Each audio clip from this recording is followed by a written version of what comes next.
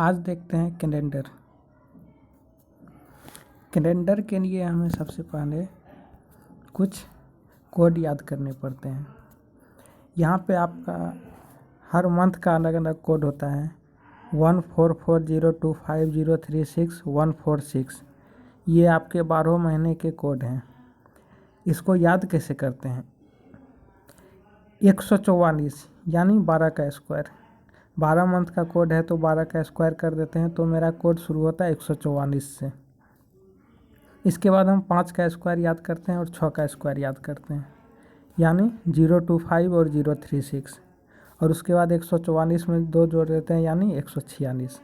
इस तरह से हम याद करते हैं। सबसे पहले 144, फिर 025, फिर 036, फिर 146। ये तो आपका अगर सिंपल ईयर रहे तो ये कोड होता है। अगर लीप ईयर रहे तो जनवरी के लिए कोड 0 हो जाता है और फरवरी के लिए कोड 3 हो जाता है। बाकी कोड मेरा सेम ही रहता है। उसके बाद हम देखते हैं हर सेंचुरी का कोड। अगर 16वीं शताब्दी है तो कोड 6 होता है, 17वीं शताब्दी है तो 4 होता है, 18वीं शताब्दी है तो 2 होता है, 19वीं शताब्दी तो 0, और फिर से 2000 शुरू हो रहा है तो कोड 6 ही होगा फिर से।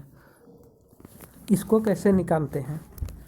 सेंचुरी ईयर को हम, जैसे 1600 शताब्दी है तो 1600 को हम 4 से डिवाइड करते हैं, 400 से डिवाइड करते हैं। अगर रिमाइंडर 0 आ रहा है तो कोड 6 होगा। अगर रिमाइंडर 100 आ रहा है तो कोड 4 होगा। अगर रिमाइंडर 200 आ रहा है तो कोड 2 होगा। और अगर रिमाइंडर 300 आ रहा है तो कोड 0 होगा। इस तरह से हम किसी भी सेंचुरी ईयर का कोड हम फाइंड कर सकते हैं। सिंपली इतना ही फाइंड करना होता है हमको। 1600 शताब्दी, 1700, 1800, 1900, 2000। सिंपली क्वेश्चन इतना दूर से ही रहता है, लेकिन अगर इसके अलावा भी अगर कोई क्वेश्चन रहे तो आप उसको इस तरह से निकाल सकते हो। उसके बाद आपका हर डेट का अलग अलग कोड होता है। संडे का 1, मंडे का 2, ट्यूसडे का 3, वेडनेसडे का 4, इस तरह से सैटरडे का 0। आप इसको भी ध्यान में रखे रहिए। इसके बाद इसका फार्मूला होता है date plus month plus year plus leap year plus century year divided by 7। यहाँ पे आपका जो डेट दिया रहेगा, मान के चलते 15 अगस्त रहेगा तो हम सबसे पहले डेट में 15 दे देंगे। मंथ में जो भी मंथ आपका दिया रहेगा उस मंथ का कोड हम यहाँ से दे देंगे। उसके बाद जो भी ईयर रहेगा, यानी अगर हमको 2008 ईयर है तो ईयर में बस हम 08 देंगे। अगर ईयर 1980 है तो ईयर में हम बस 80 देंगे। उसके बाद हम लीप ईयर देते हैं। लीप ईयर देने के लिए हमको जो भी मंथ दिया हुआ रहे, जैसे 1980 है तो 80 को हम 4 से डिवाइड करते हैं। जितने टाइम्स में डिवाइड हो जाएगा उतना ही लीप ईयर होता है। यानी अगर 80 रहे तो उसको 4 से डिवाइड करेंगे, यानी लीप ईयर हो जाएगा 20। उसके बाद सेंचुरी ईयर फिर से हम सेंचुरी का कोड यहाँ से दे देंगे।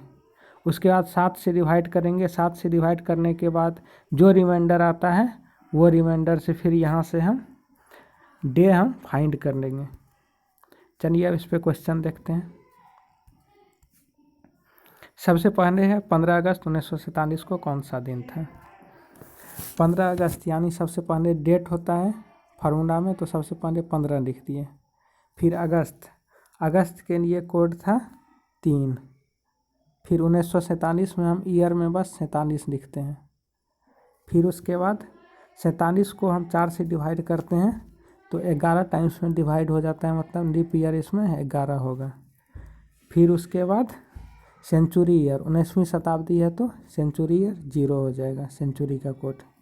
इसको 7 से डिवाइड करेंगे तो मेरा हो जाएगा 76। 76 को 7 से डिवाइड करेंगे तो मेरा रिमाइंडर आ रहा है 6। रिमाइंडर 6 आ रहा है मतलब ये हो जाएगा, रिमाइंडर 6 आ रहा है मतलब ये हो जाएगा फ्राइडे।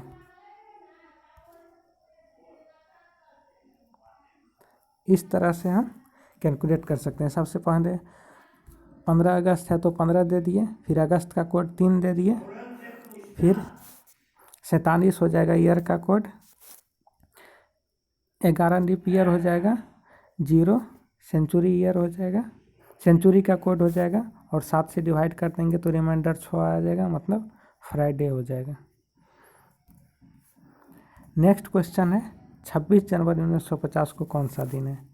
तो 26 जनवरी है तो सबसे पहले 26 लिख दिए, फिर जनवरी का कोड 1, फिर ईयर 50, फिर लीप ईयर इसमें हो जाएगा 12, फिर ये भी 19वीं शताब्दी है तो सेंचुरी का कोड 0 हो जाएगा, डिवाइडेड बाय 7। इसको ऐड करके आ जाएगा 89।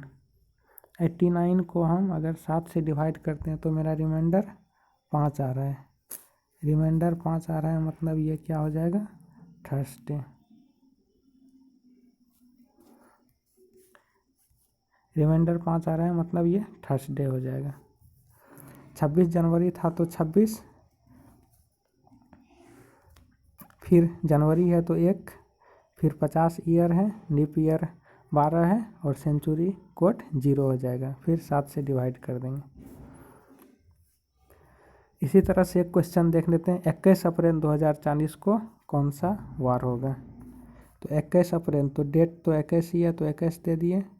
अप्रैल, अप्रैल के लिए कोड था 0, अप्रैल के लिए कोड आपका 0 था।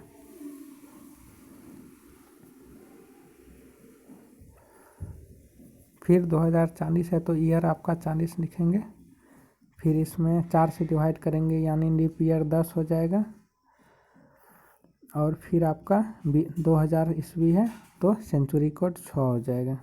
इसको 7 से डिवाइड करेंगे, ऐड करके हो जाता है ये 77।